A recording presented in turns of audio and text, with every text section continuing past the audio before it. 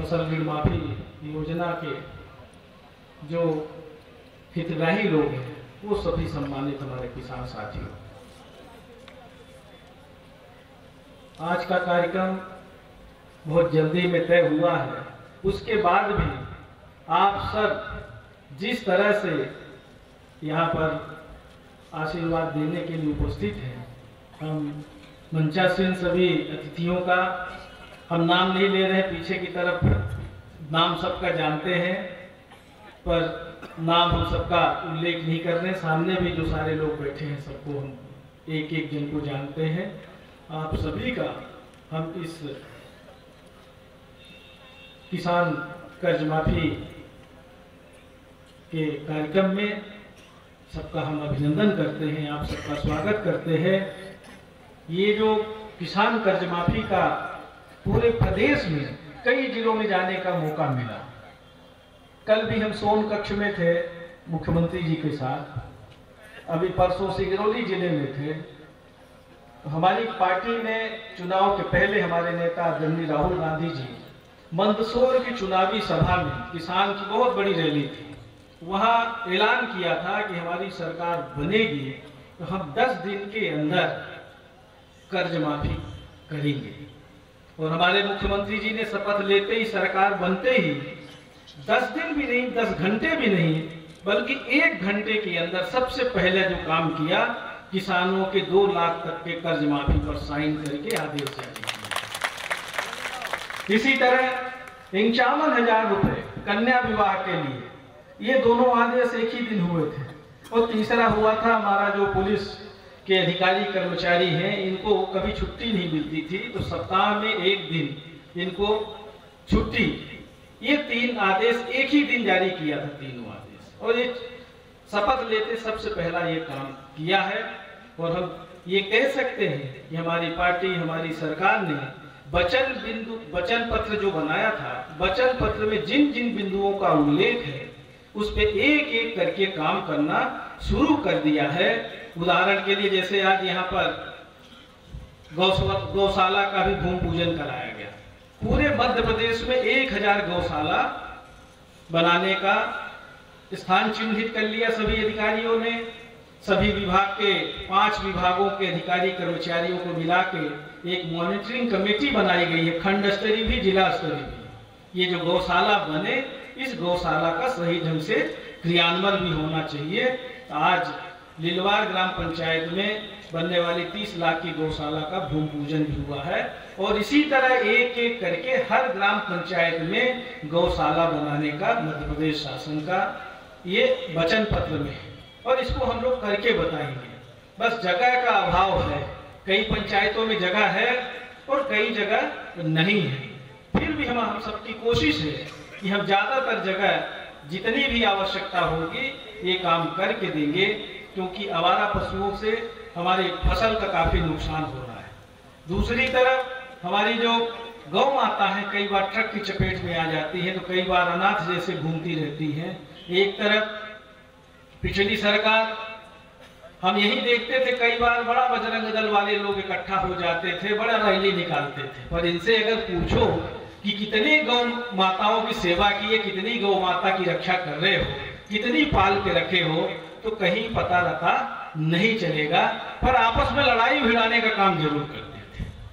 और इतने हमारे अधिकारी कर्मचारी पुलिस वाले भी परेशान थे कि कहीं भी खड़े हो जाते थे और गौ रक्षा के नाम पर इतना आंदोलन करते थे, और यहाँ तक कि लूटपाट तक भी यही घाट के ऊपर एक आध बार हुई है।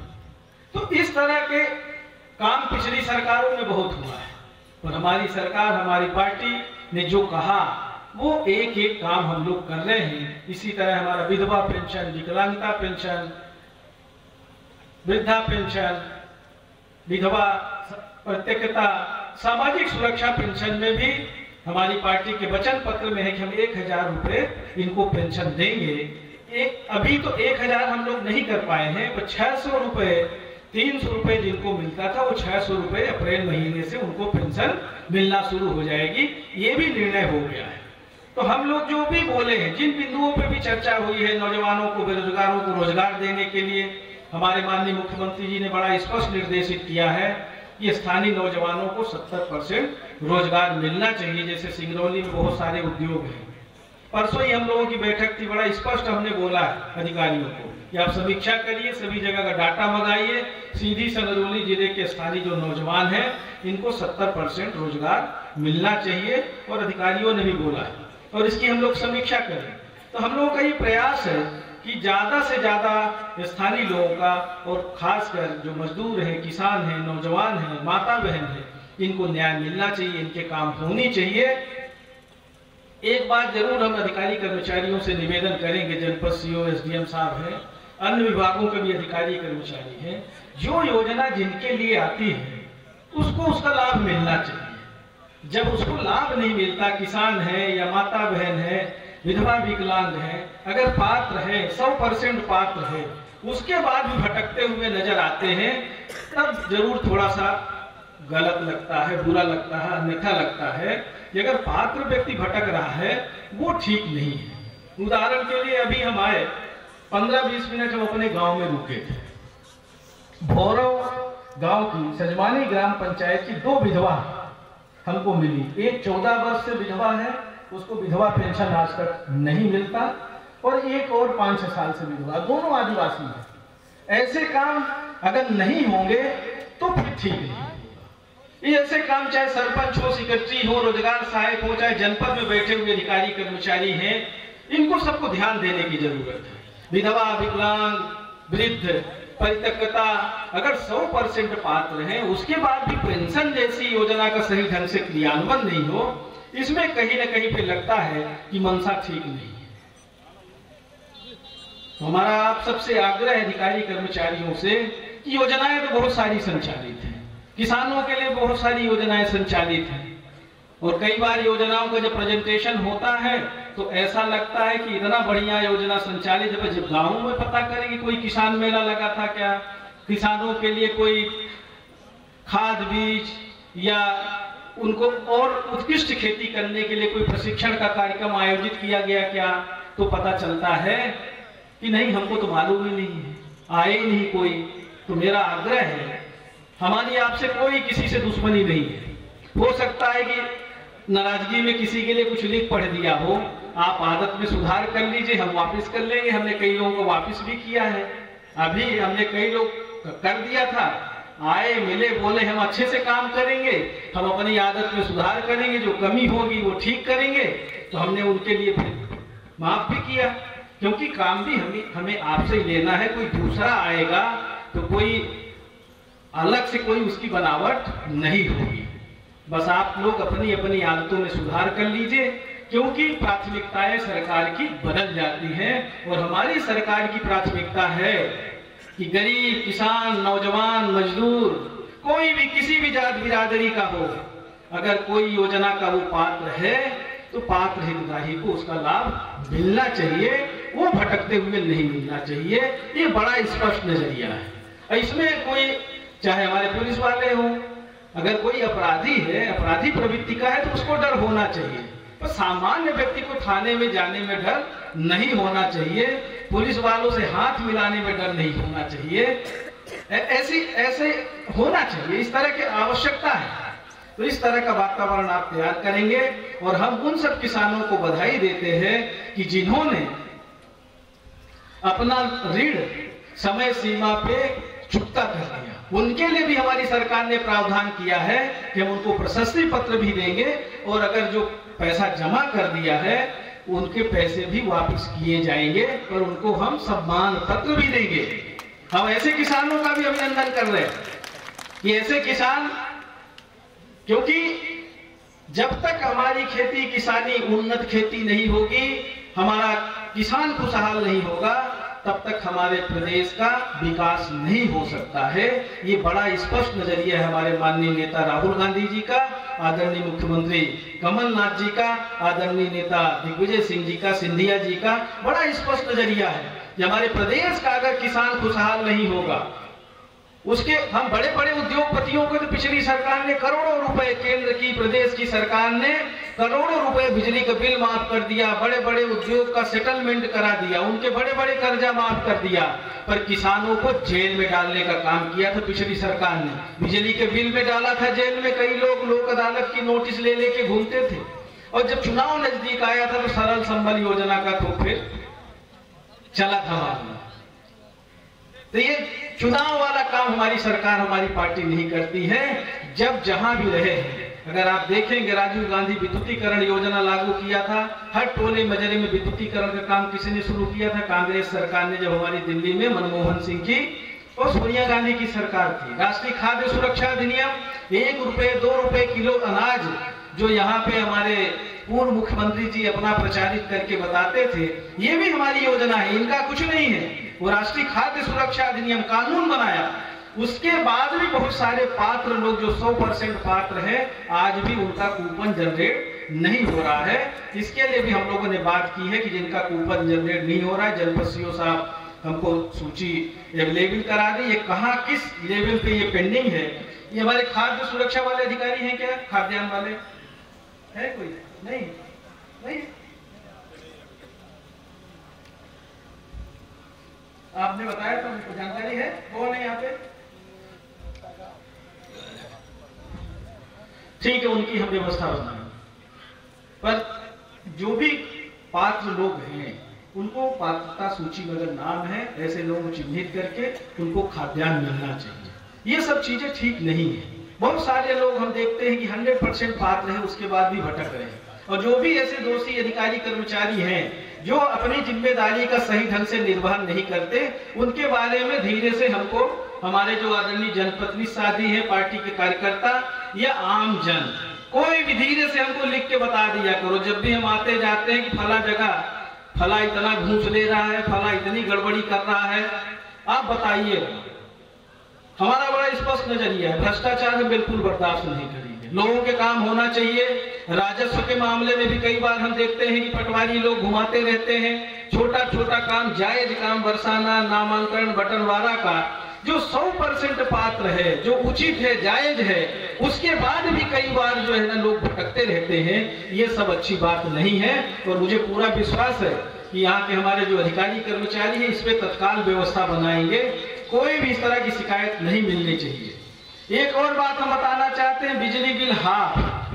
और ये जो किसानों का पहले भारी बिल आता था, हमारे वचन पत्र में था कि हम किसानों का बिजली बिल हाफ करेंगे। उसका आदेश माननीय मुख्यमंत्री जी ने जारी कर दिया। 10 हार्स पावर के मोटर से लेके और 0 तक का, अगर किसी का बिजली का बिल 7,000 आता था तो वो आपका आधा आएगा। इस तरह से किसानों का भी बिजली का बिल आधा आएगा।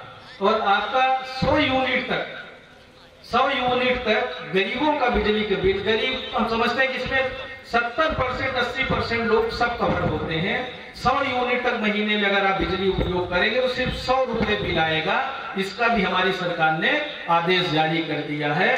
तो इस तरह का हम किसानों के लिए, मजदूरों के लिए, गरीबों के लिए काम कर रहे हैं और हम समझते हैं कि इसका ज्यादा से ज्यादा लाभ मिले। बिजली विभाग के भी अधिकारी कर्मचारी यहाँ पर बैठे हैं, उनसे भी हमारा आग्रह है कि आप लोग फील्ड में घूमिए। कहीं तार लटक रहा है, कई बार कहने के बाद भी नहीं ठीक कर रहे हैं, कहीं खंभा टूटा है, ठीक नहीं कर रहे हैं, ये आप लोग ठीक करिए। क्योंकि अधिकारी आते हैं फिर चले जाते हैं, तो ऐसा नहीं हो कि आए और फिर चले जाएं। जो आए हैं उनका हम अभिनंदन भी करते हैं, पर काम करके बताएं। काम चाहिए, जो काम करेगा। हमारे नेता आदरणीय मुख्यमंत्री कमलनाथ जी ने स्पष्ट बोला, पहली कैबिनेट बैठक में बोला है सभी अधिकारियों के बीच में कि जो बढ़िया काम करेगा उसका हम सम्मान पत्र देंगे, अधिकारियों को प्रशस्ति पत्र देंगे। पर उनका सीआर कौन लिखेगा? सीआर समझते हैं?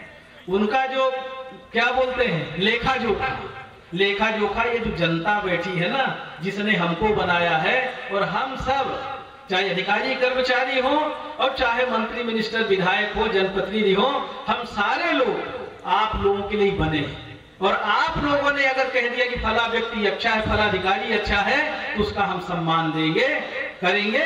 और आपने कहा कि फला का आचरण अच्छा नहीं है, व्यवहार अच्छा नहीं है, दुत्कारता है, काम नहीं करता, पैसा मांगता है, तो उसका फिर जो सजा बनेगी वो सजा भी देंगे, क्योंकि सजा देने का अधिकार आप सबने हमको दिया है, हम उसका सदुपयोग करेंगे। हम आपको स्पष्ट, बिल्कुल हमारा कोई लुका छिपी वाला काम नहीं है। हम आपके बीच में हो सकता है आने जाने में थोड़ा, क्योंकि आपने बहुत बड़ी जिम्मेदारी हमको सौंप दी है, पूजनीय पिताजी के आशीर्वाद से, आप सबके आशीर्वाद से। आपने तो विधायक भी बनाया, हम तो आप लोगों के बीच में आ भी नहीं पाए, उसके बाद भी आप लोगों ने भारी मतों से जिताया, और ऐसा जिताया कि विधायक के लिए मंत्री भी बना दिया। तो हम अपने दायित्वों का निर्वहन, अब हम सिर्फ आपके विधानसभा क्षेत्र तक सीमित नहीं है, अब पूरे प्रदेश की जिम्मेदारी है। और जो विभाग भी दिया है हमारे आदरणीय नेताओं ने, वो विभाग भी सभी विभागों से बहुत बड़ा है। तो हमारी जिम्मेदारी पूरे प्रदेश की है, पर आप सबको हम ये आश्वासन देते हैं कि आप सबके आशीर्वाद से हम ऐसा कोई काम नहीं करेंगे कि हमारे जो मतदाता है, हमारे जो आदरणीय जन है, कांग्रेस पार्टी के हमारे कार्यकर्ता है, हमारे नेता हैं, उनको कहीं अपमानित होना पड़े, कहीं उनको ये लगे कि जिसको हमने चुन के भेजा था वो नालायक निकला। हम ऐसा कोई काम नहीं करेंगे, आपको हम विश्वास दिलाते हैं। हम अच्छा से अच्छा करने का प्रयास करेंगे। हम भले ही महीने में मिले, 2 महीने में मिले, 15 दिन में मिले, पर हमारी मेल मुलाकात, कई बार हमारा दूरभाष पे भी बात नहीं हो पाती है, फोन पे बात इसलिए नहीं हो पाती कि इसी तरह का कार्यक्रम डेली कुछ न कुछ चलता रहता है। और जब हम कार्यक्रम में हैं, अब आपके बीच में फोन कोई उठा रहा है, हम कैसे बात कर लें। अब जो सामने बैठे हैं उनसे हम ना बात करके जब फोन में बात करने लगे, तब बोलते हैं कि ये तो फोन ही में लगे रहते हैं। और जब सामने कहीं निकलते हैं तो रास्ते में लोग खड़े रहते हैं, नमस्कार करते हैं, वो फोन लगाए रहेंगे तब भी बोलते करना चाहते। इसलिए हम अपने विधानसभा क्षेत्र की जिम्मेदारी, हमारे जो पार्टी के नेता लोग हैं और हमारे जो जनप्रतिनिधि हैं और हमारे जो अधिकारी कर्मचारी हैं, उनसे भी हम निवेदन कर रहे हैं कि आप सब हमारे प्रतिनिधि के रूप में काम करें और ये मान के चले कि हमारी जिम्मेदारी है, क्योंकि अपने आप जिम्मेदारी दे के रखी है। इसलिए आप सबसे भी मेरा आग्रह, अधिकारी कर्मचारियों के साथ साथ सभी लोगों से, हमारे पार्टी के कार्यकर्ता नेताओं से भी, कि जो उचित है, जायज है, वो काम कराने के लिए आप लोग अग्रसर रहेंगे और लोगों की मदद करने के लिए आप ज्यादा से ज्यादा मदद करेंगे। और जो अच्छा काम करेगा, हम फिर बोल रहे हैं, वो किसी भी विभाग का अधिकारी कर्मचारी हो, उसको हम 15 अगस्त, 26 जनवरी या कभी हमारे माननीय मुख्यमंत्री जी का कार्यक्रम बनेगा, हम वहां उनको प्रशस्ति पत्र दिलवाएंगे। हम आपको विश्वास दिलाते हैं, जो अच्छा काम करेगा, वो चाहे छोटा छोटा कर्मचारी हो और चाहे बड़ा से बड़ा कर्मचारी हो, हमने जो कहा है वो हम फीडबैक भी लेंगे और उसके अनुसार हम उसकी जरूर हम सम्मान करेंगे, क्योंकि हमारा ये दायित्व है कि हम अच्छे से अच्छा खुद भी काम करें। हमारे पार्टी के कार्यकर्ता नेताओं से भी हमारा निवेदन है कि आप सब, हमारी पार्टी का यही सिद्धांत है, हमारी पार्टी ऐसी पार्टी है जो देश को आजादी दिलाई है, और जिस महान पुरुष का रख के आज यहाँ पे एक कार्यक्रम की शुरुआत हुई है, प्रतिमा रख के पूज्य महात्मा गांधी जी की।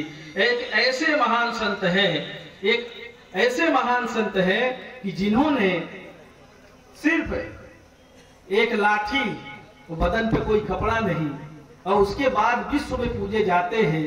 तो हम लोग भी थोड़ा त्याग की भावना अपनाएं और पूज्य महात्मा गांधी जी को सामने रख के जब हम काम करेंगे, तो मुझे नहीं लगता कि हमें किसी प्रकार की कठिनाई जाएगी। हमने पंच परमेश्वर योजना का नाम बदल के हमने महात्मा गांधी ग्राम स्वराज एवं विकास योजना रख दिया है। आप लोगों को भी पता चला होगा, पूरे अभी हमारा भोपाल में भी पंच सरपंच सम्मेलन प्रशिक्षण कार्यक्रम हुआ था, पूरे प्रदेश के लोग आए थे। उस दिन माननीय मुख्यमंत्री जी भी आए थे, और हमने बहुत सारे अधिकार भी ग्राम पंचायतों को भी देने जा रहे हैं। त्रिस्तरीय पंचायती राज व्यवस्था बहुत जल्द फिर से लागू होने जा रही है। तो हम लगातार जो अच्छा से अच्छा हो सकता है, चुने हुए जनप्रतिनिधियों को पिछली सरकार ने पूरी तरह से अपंग बना दिया था। एक तरफ पंच परमेश्वर, पंच मतलब चुने हुए जनप्रतिनिधि, पंच, सरपंच, जनपद सदस्य, जिला पंचायत, और फिर एक एक करके 15 साल में पूरा अधिकार छीन लिया था। पर हम फिर से अधिकार संपन्न बनाने जा रहे हैं। हमारे वचन पत्र में है कि हम त्रिस्तरीय पंचायती राज व्यवस्था फिर से लागू करेंगे, और वो काम हम लोग फिर से करने जा रहे हैं। तो हमारी पार्टी ने जिन जिन बिंदुओं पे जो जो वचन दिया था, वो एक एक करके हम लोग काम कर रहे हैं।